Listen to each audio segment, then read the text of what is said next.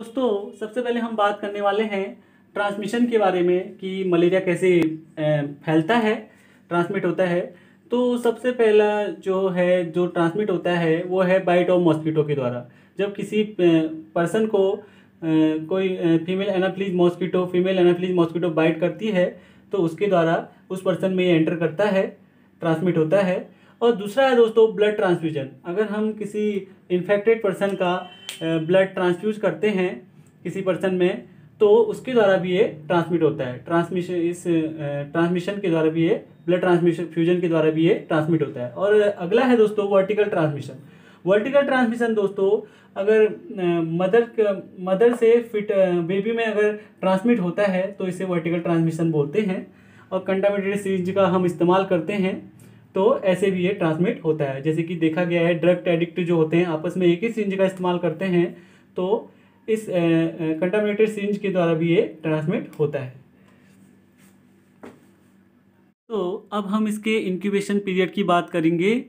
तो दोस्तों incubation period क्या होता है, जब कोई ऑर्गेनिज्म, माइक्रो ऑर्गेनिज्म या फिर पैथोजन जिसे हम बोलते हैं वो हमारी बॉडी में एंटर करता है और वहाँ एंटर करने से लेकर का जो फर्स्ट उसके जो साइन और सिम्टम्स नज़र आते हैं वहाँ तक का जो टाइम होता है उसे हम इंक्यूबेशन पीरियड कहते हैं। माना आज मुझे किसी मलेरिया का मुझे इन्फेक्शन हुआ, मेरे अंदर मलेरिया का पैरासाइट एंटर किया तो उसका जो फर्स्ट सिम्टम्स नज़र आएंगे, साइन और सिम्टम्स, माना मेरे को 10 दिन के बाद आ रहे हैं तो पहले दिन से लेके 10 दिन के बीच में जो पीरियड है वो उसका इंक्यूबेशन पीरियड है। तो जहाँ पर मुझे साइन नज़र आ रहे हैं वो उसका इंक्यूबेशन पीरियड कहलाएगा। ठीक है, तो अब हम बात करते हैं यहाँ पर जो जैसे कि आप देख पा रहे हैं प्लाज्मोडियम फैल्सीफेरम, इसका जो इंक्यूबेशन पीरियड होता है दोस्तों वो 12 डेज का होता है। और प्लाज्मोडियम विवैक्स और ओवेल का 13 to 17 डेज होता है। और प्लाज्मोडियम मलेरिया का 28 to 30 डेज का इंक्यूबेशन पीरियड होता है। जैसे कि आपको मैं बता चुका हूँ अपनी प्रीवियस वीडियो में कि सबसे डेंजरस फॉर्म है ये प्लाज्मोडियम की फैल्सीफेरम दोस्तों। तो दोस्तों ये तो इसका इंक्यूबेशन पीरियड है। अब हम बात करते हैं इसके क्लिनिकल पिक्चर की, जिसमें हमें सिम्टम्स क्या क्या शो होते हैं हम जानेंगे और क्या क्या साइन और सिम्टम्स हमें नज़र आते हैं मलेरिया के कंडीशन में। तो अब हम इसके सिम्टम्स को जानेंगे। तो दोस्तों अगर हम सिम्टम्स की बात करें तो सिम्टम्स में दोस्तों सबसे पहले हाई ग्रेड फीवर रहता है पर्सन को। पेशेंट का जो बॉडी का जो टेम्परेचर है उसको बहुत ही ज़्यादा राइज कर जाता है, around 40 degree to 41 degree Celsius तक का ये बॉडी टेम्परेचर चला जाता है। तो काफ़ी हाई ग्रेड फीवर रहता है मलेरिया में पेशेंट को। और साथ में सेकिंग चिल्स और उसको जाड़ा लगता है, कप कपी उसके बॉडी में रहती है मलेरिया की कंडीशन में। और प्रोफ्यूज स्वेटिंग, जैसे ही बुखार उतरना स्टार्ट होता है बुखार स्वेटिंग के साथ हमारा उतरता है। ठीक है दोस्तों, काफ़ी ज़्यादा स्वेटिंग होती है। और हेडेक रहता है, काफ़ी तेज़ हेडेक, सर में दर्द रहता है, नोजिया, वोमिटिंग और डायरिया, बॉडी बहुत ज़्यादा डिहाइड्रेट हो जाती है, डायरिया की कंडीशन आ जाती है डायरिया की कंडीशन में। और अनीमिक हो जाता है पेशेंट, अनीमिया, जब बॉडी में आरबीसीज का बहुत ज़्यादा ब्रेकडाउन होने लगता है तो बॉडी में अनीमिक पेशेंट हमारा हो जाता है। ठीक है दोस्तों, और साथ में बहुत तेज़ इसमें भी मसल्स पेन होता है।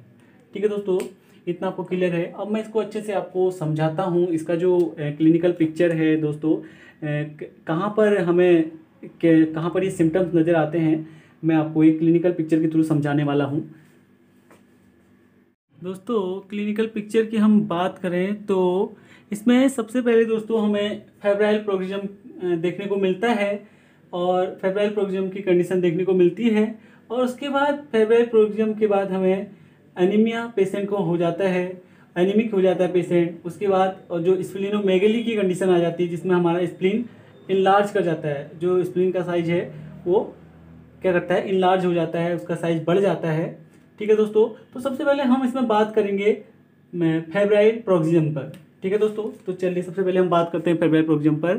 तो दोस्तों फेब्राइल प्रोक्सिज्म की हम बात करें तो ये जनरली स्टार्ट होती है हमारी अर्ली आफ्टरनून से और ये इसमें 3 स्टेजेस चलती हैं, 3 सक्सेसिव स्टेजेस चलती हैं इसमें।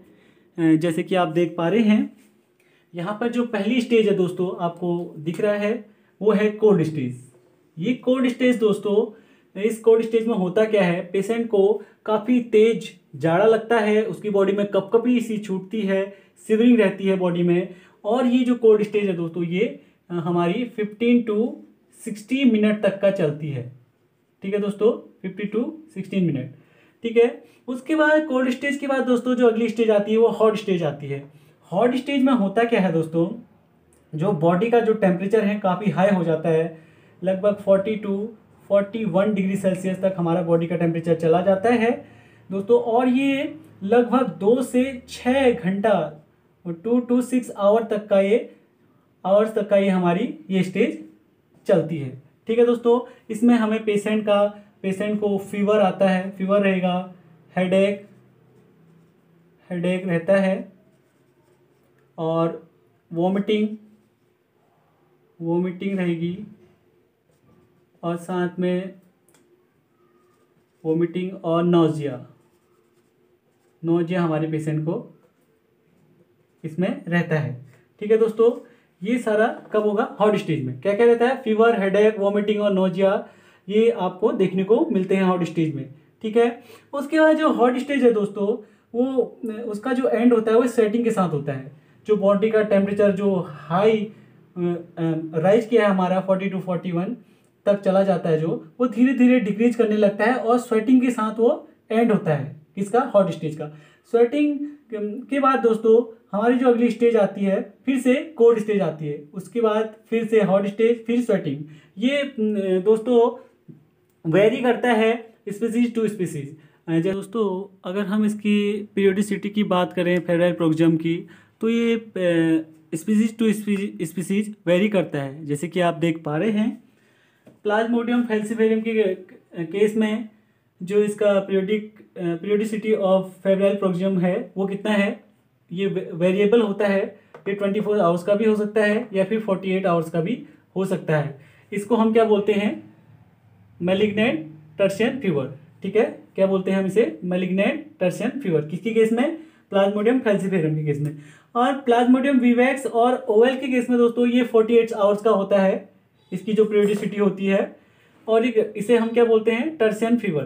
ठीक, और प्लाज्मोडियम मलेरिया की बात करें तो इसमें इसका जो पीरियोडिसिटी ऑफ फेब्राइल प्रोक्जियम है वो 72 आवर्स का होता है, जिसे हम क्वार्टर फीवर बोलते हैं। ठीक है, और ये जो लास्ट है हमारा प्लाज्मोडियम नॉलिसी, इसका जो पीरियोडिसिटी पीरियड होता है फेब्राइल प्रोक्जियम वो 24 आवर्स का होता है। ठीक है दोस्तों, ये है इनका स्पीसीज टू स्पीसीज, ये वेरी करता है।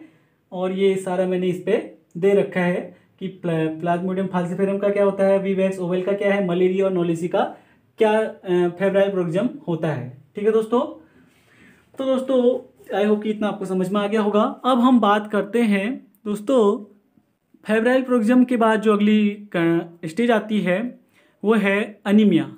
पेशेंट को क्या हो जाता है, एनीमिक हो जाता है पेशेंट।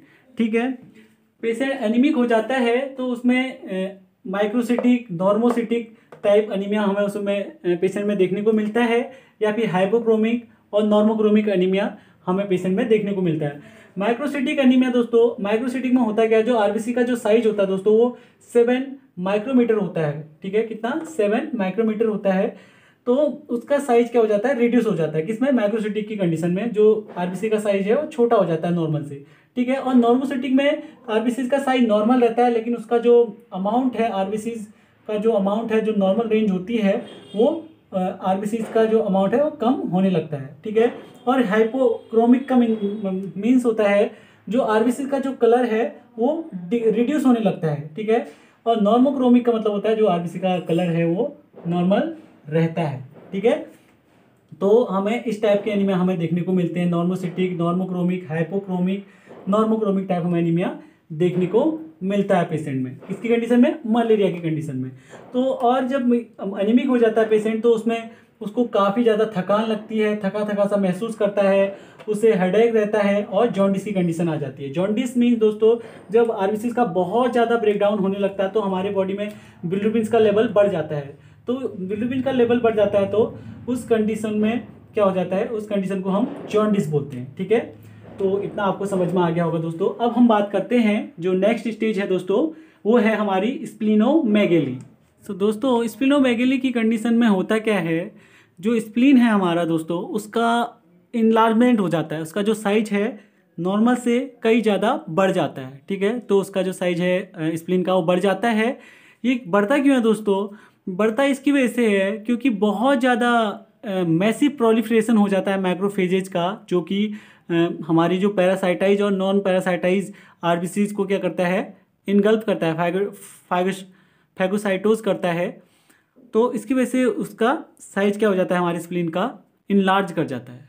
ठीक है दोस्तों, तो दोस्तों इतना आपको समझ में आ गया होगा। तो अब हम बात करने वाले हैं इसके, तो अब हम बात करते हैं डायग्नोसिस की, कैसे हम अपनी लेबोरेटरीज में इसे डायग्नोस करते हैं, ये अब हम जानेंगे। तो दोस्तों जैसे कि आप देख पा रहे हैं, सबसे पहले हमें एक थिक ब्लड स्मेयर बनानी होती है, जिससे हम थिक ब्लड स्मेयर में हम आरबीसीज पर जो पैरासाइट है प्रेजेंट है उसे हम देखने के लिए थिक ब्लड स्मेयर बनाते हैं। उसके बाद हम थिन ब्लड स्मेयर भी उसके साथ में बनाते हैं, जिससे हम पता कर सकते हैं कि प्लाज्मोडियम का कौन सा स्पीसीज प्रेजेंट है। ठीक है, और उसके साथ साथ हम क्वांटिटेटिव बफी कोड टेस्ट हम परफॉर्म करते हैं अपनी लेबोरेटरी में, जिसे हम QBC टेस्ट बोलते हैं। और इसके साथ साथ हम जो सबसे ज़्यादा यूज होने वाला जो टेस्ट है वो रैपिड कार टेस्ट होते हैं दोस्तों, जिससे हम यूज करते हैं मलेरिया के लिए, जिसमें हम प्लाज्मोडियम फाल्सिफेरम और बाकी मलेरिया की अदर स्पीसीज को डिटेक्ट करने के लिए हम रैपिड डायग्नोस्टिक टेस्ट भी हम यूज में लेते हैं। तो यह है दोस्तों इसका हम कैसे डायग्नोस करते हैं अपनी लेबोरेटरी में। अब हम बात करते हैं दोस्तों मलेरिया से हम कैसे प्रिवेंशन, कैसे हम मलेरिया से बचें। तो दोस्तों अब हम बात करते हैं इसके प्रिवेंशन के लिए, कैसे हम इससे हम बच सकते हैं। तो सबसे पहले दोस्तों हमें जो रखना है वो फुल बॉडी क्लोथिंग रखनी है, हमें पूरी बॉडी को हमें कवर करना है, जिससे कि मच्छर हमें बाइट ना कर सके। उसके बाद दोस्तों हमें sleeping inside covering mosquito net, यानी कि जो अगर हम जब सोते हैं तो हमें मॉस्किटो नेट का इस्तेमाल करना है मच्छरों से बचने के लिए। और साथ में हमें दोस्तों हमें स्प्रे करते रहना है, जो स्प्रे आते हैं हमारे इंडोर इंसेक्टिसाइड स्प्रे जो आती हैं उनका इस्तेमाल हमें करना है। और साथ में हमें जो अपने घरों के आसपास अगर गड्ढे हैं तो उनमें पानी को जमा होने नहीं देना है। अगर होता है कभी हमारी छतों में टायर्स वगैरह रहते हैं तो उनमें पानी जमा हो जाता है, इसकी वजह से भी ये चीज़ जो हमें पानी इकट्ठा नहीं होने देना कहीं पे, तो इससे हम प्रिवेंशन ले सकते हैं दोस्तों। तो दोस्तों अब हम बात करते हैं इसके ट्रीटमेंट पर। तो दोस्तों अब हम इसके ट्रीटमेंट की बात करें तो ट्रीटमेंट में दोस्तों हम क्लोरोक्विनिन और क्विनिन को देते हैं। क्लोरोक्विनिन दोस्तों अभी रेसिस्ट कर रही है, तो इस चक्कर में हमें क्विनिन का इस्तेमाल ज़्यादा हम करते हैं। और इसके साथ साथ हम जो एंटीबायोटिक देते हैं उसमें दोस्तों टेट्रासाइक्लिन और क्लिंडामाइसिन है इसके साथ में। और ACT जिसे हम आर्टिमिसनिन कॉम्बिनेशन थेरेपी बोलते हैं, ये दोस्तों हम देते हैं नॉन कॉम्प्लिकेटेड मलेरिया की कंडीशन में। जैसे इसमें हम जो ड्रग्स आती हैं मेफ्लोक्विनिन और सल्फोडॉक्सिन और हेलोफेंटाइन। और दोस्तों 2015 में एक वैक्सीन इसके लिए बनी है जिसे हम मॉरिक्स के नाम से जानते हैं। तो दोस्तों ये इसका ट्रीटमेंट है। आई होप कि आपको ये समझ में आया होगा इसका ट्रीटमेंट। तो दोस्तों अगर ये वीडियो आपके लिए हेल्पफुल बना है तो मेरे चैनल को आप सब्सक्राइब कीजिए, लाइक कीजिए, शेयर कीजिए ज़्यादा से ज़्यादा अपने दोस्तों को। तो दोस्तों आज के लिए बस इतना ही, मिलते अपने नेक्स्ट वीडियो में। थैंक यू दोस्तों।